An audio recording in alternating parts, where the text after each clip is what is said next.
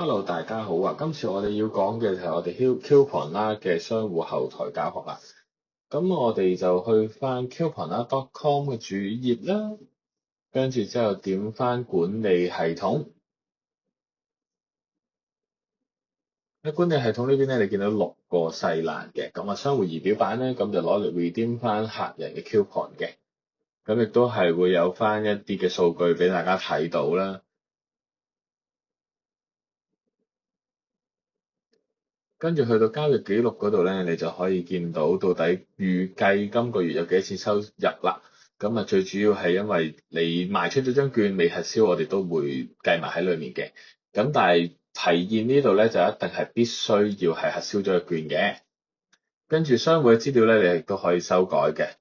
我的評論你就可以隨時隨地咁樣去打多啲嘅嘢，去話俾客人聽你哋鋪頭嘅最新動向啦。